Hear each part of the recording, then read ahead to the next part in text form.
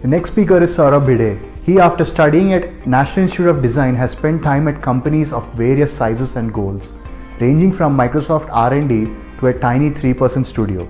During these years, he designed products and experiences that are used and loved by thousands of users. While working with Cogbooks, he discovered his passion for building innovative B2C digital products. He founded a UX Design Studio in Goa in 2017 and has since been helping early-stage product companies around the world build and deliver experiences that are loved by their users. Today, he is here to talk about discovering our hooks, how we went from zero engagement to an addictive products. Ladies and gentlemen, please welcome Saurabh Bhide.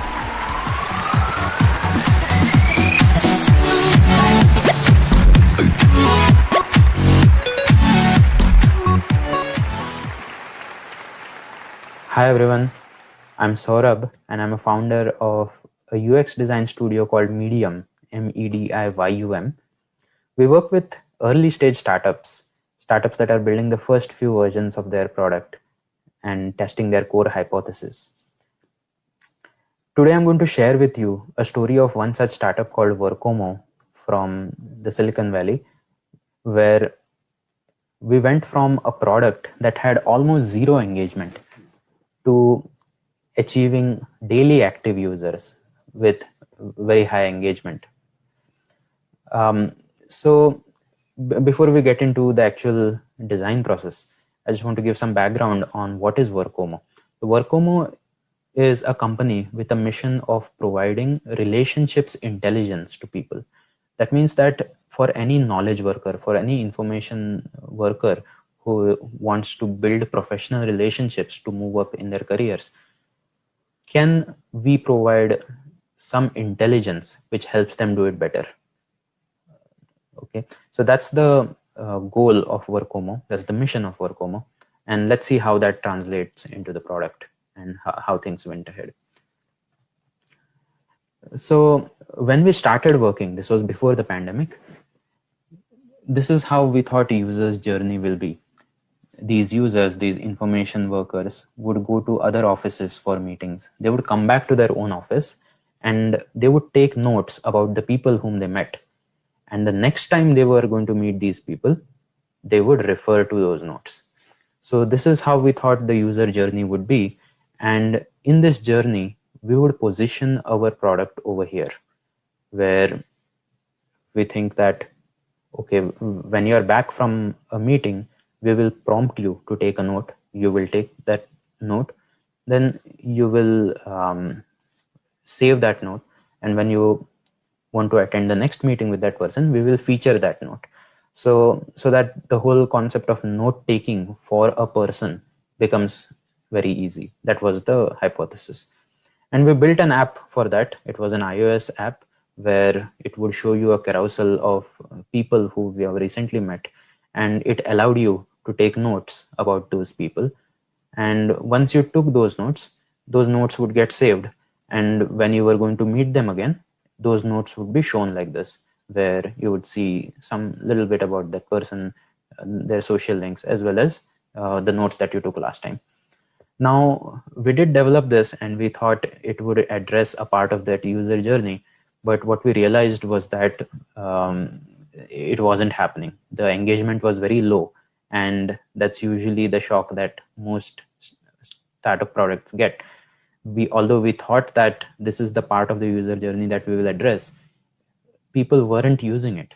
But at the same time, when we asked them what aspects of the product do you like, what aspects of the experience do you like, we realized that they like the aspect that there was a LinkedIn link over there and some other social links, which allowed them to do some background research on the person before meeting them, which weren't really their own notes, but it would give them some information.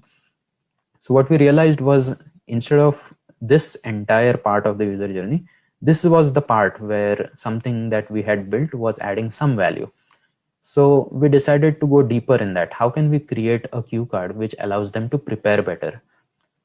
And at that time, pandemic happened. So when the COVID-19 pandemic happened, although for the world it was a tragedy, it was an opportunity for people who built digital products because it allowed us to see changes in human behavior at a pace that we had never seen before.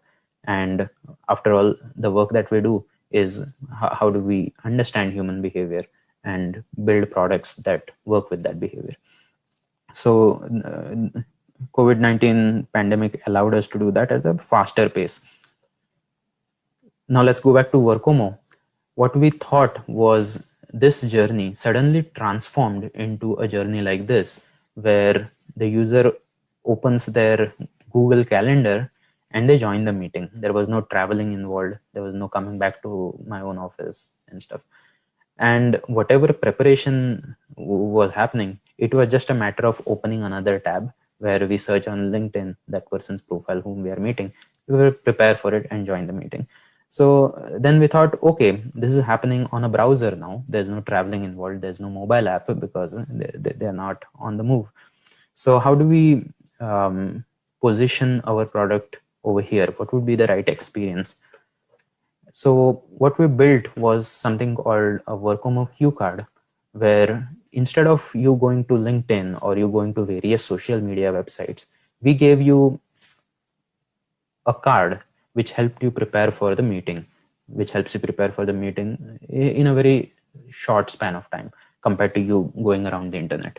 It has the name, some basic details, and it has some analysis of what you could do during this call, and then of course the details of that person. Now people like this card, but how do we show that card and when do we show that card was a challenge. And now that you just noticed, the whole flow of how people attend meetings and all changed during the pandemic. So what we realized is that when this is the new way of joining meetings, and we thought at that time that when users go to the calendar to join a meeting, this is the right time to show them that cue card that we've built, so that, okay, this is the time where we know we are going to join a meeting and you're on the calendar, so you want to prepare and then join the meeting. But then, and then we created this product experience where you are on your calendar here, and the product now is Chrome extension which shows you the different people who you are meeting, and whoever you want more information on, you can click and get to see the full cue card.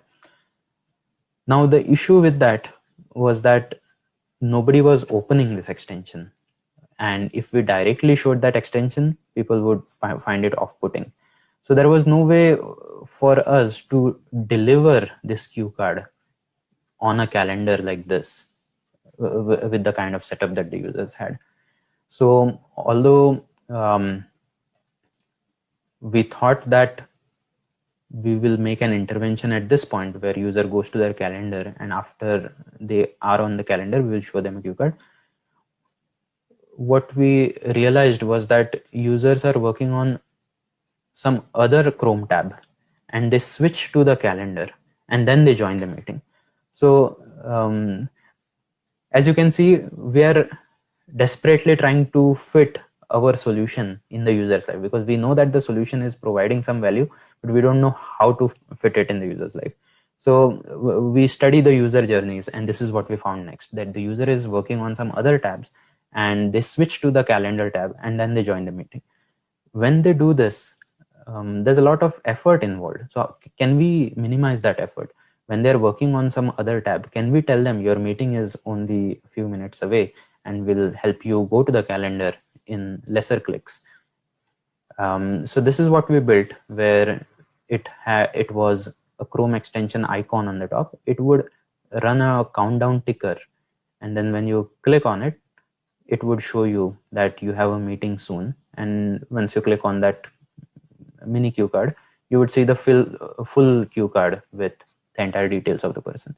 So this is what we thought would increase the user's productivity, and it would make sure that they use our solution. But alas, they didn't.